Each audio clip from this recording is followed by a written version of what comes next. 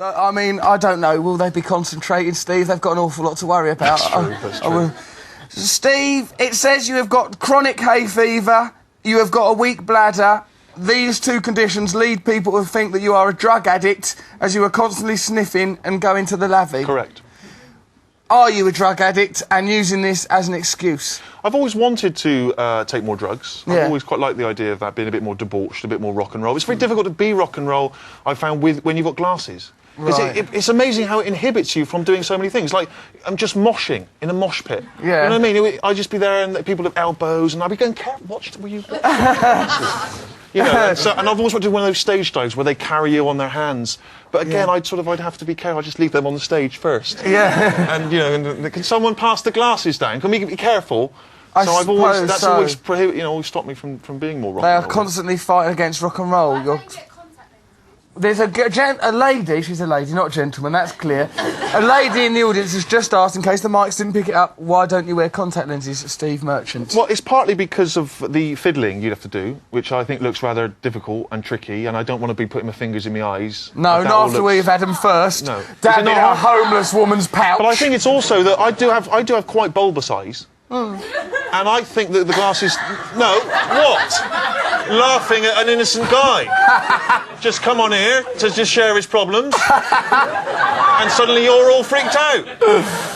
And so I feel like the glasses maybe just downplay the... I think they suit you. Do you think? Thank you very much. Well, the glasses you think... That's the all applaud Steve's look and glasses.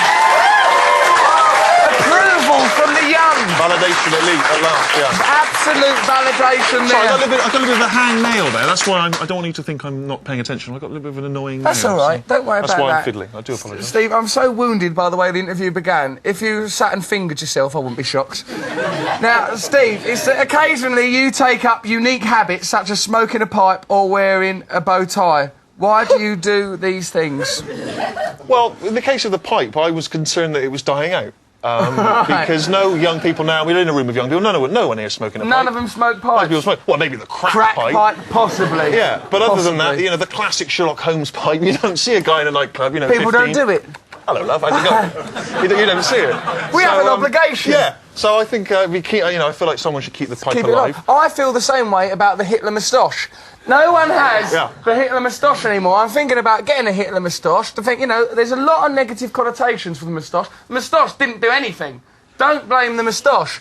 I think perhaps the pair of us should grow Hitler moustaches, get a Sherlock Holmes pipes, fill it with crack, and just go out and seduce homeless women. I'd prefer one of those, I think I'd prefer either one of those kind of military ones that curls up at the end. Yeah. Or maybe one of those kind of mysterious oriental ones. Like yeah, you look just good with that. Down. Probably seen it, you know, in Gremlins or something, the old Chinese guy who sells in the... Yeah, im type. I think it would give me a little bit of mystique, a little bit of intrigue, you know? Get rid of your glasses, grow yourself a nice, long, thin oriental tash, and just loom at people and intimidate them. I think you could bring the pipe back, though. You're a kind of stylish guy. A lot of people are following your look. I think you'd look good with the pipe. I'd be frightened of dying of a lung disease. Or well, I don't necessarily... Have nothing in it. Just have it as a pure affectation. Yeah. Just put bubbles in it, perhaps. Or, for a protein-rich diet... No! Oh, come on.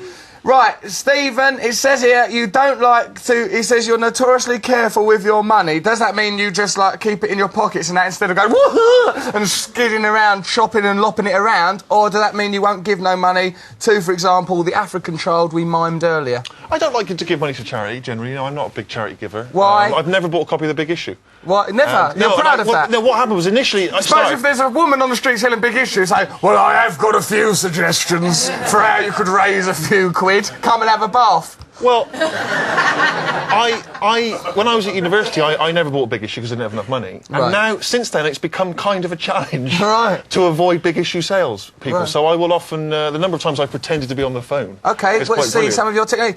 Big Issue, sir. Ah, from Extras. Big Issue. Sorry. Big Issue.